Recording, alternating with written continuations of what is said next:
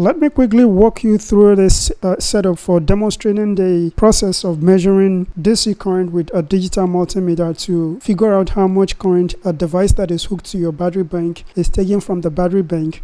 We have two scenarios. One, we're hooking our loads to the battery bank via the UPS. So in this case, it's a bulb. The bulb will be connected to the UPS and the UPS is connected to the battery bank. So we'll see how much current the bulb takes, and we also consider a case where the UPS is turned on but there is no load on the UPS, how much current it's using to convert DC current from our battery bank to AC current. Then we have a router here. This router will be connected in a second scenario to our battery bank directly, no UPS or some kind of a DC conversion. So in this case, we'll see how much current the device will take from the battery bank. Now for the connection, the UPS has this XT60 connector for input. Then we have our input cable, which will go to the UPS. So this cable goes into the UPS like this. And then this other end of the cable goes to the battery bank, which also has connection for this XT60 connector. And this goes to the battery bank. So now the positive from the inverter is directly wired to the positive on the battery bank. Then we have the negative connection, which we're going to use for measuring our current. Now the way we do this is the current has to flow through the digital multimeter so that the digital multimeter is able to measure the current.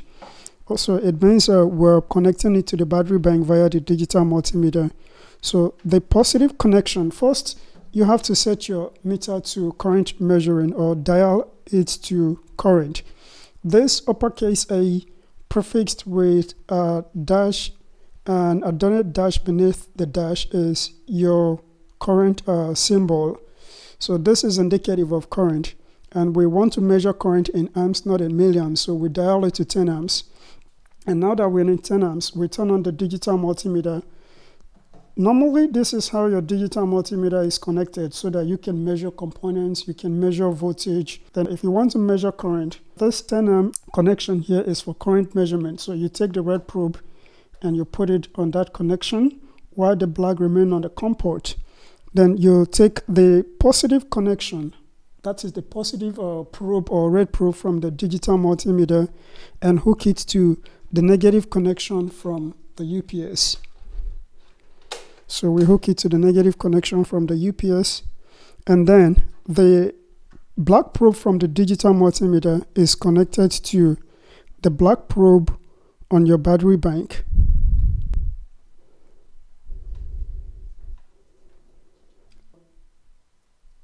Red connection or positive connection from the UPS going directly to positive connection on the battery bank, negative connection from the UPS going to the positive probe of our digital multimeter. The black probe of the digital multimeter is connected to the negative connection on our battery bank so that the current can flow through the digital multimeter and it is able to measure how much current this guy, as much as the load that will be connected to this guy, is taking from the battery bank. Now we can go on to turn on the UPS without a load on it.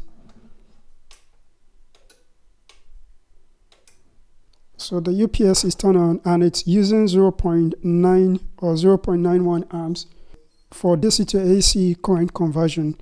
Currently there's no load on the UPS, but it is taking 1 amp from our battery bank. There's always some loss factor in DC to AC conversion. So this guy here is not very efficient. This is a UPS. It's not designed to be highly efficient or to be highly energy efficient.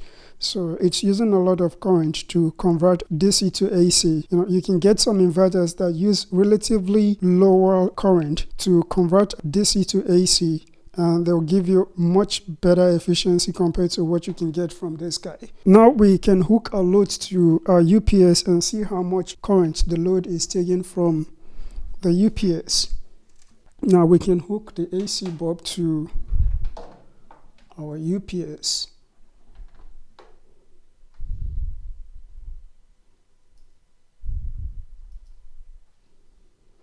So now that we have the AC bulb on the UPS, the current is gone up from 0.9 to 2.07, 2.08 amps.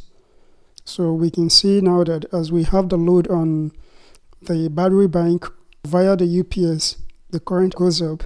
So this is basically how you measure how much current your devices take from your battery bank. Keep in mind that digital multimeter has a current specification or current limit.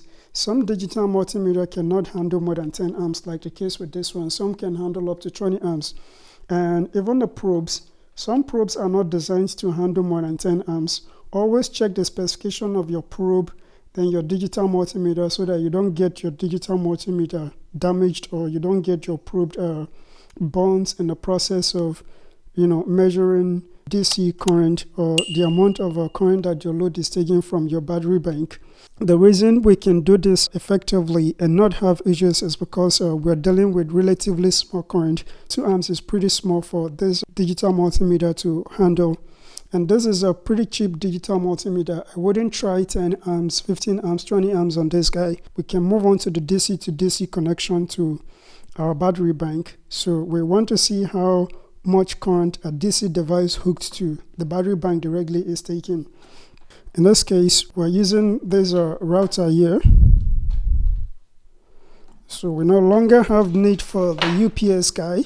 Let's get it out of the way. For the connection of the router to the power bank, this is the plug going to the input or port for the router. And we have 2 connections from the battery bank, the negative and the positive. So we're connecting positive from the battery bank to the positive on the router. And then we're left with 1 connection for negative.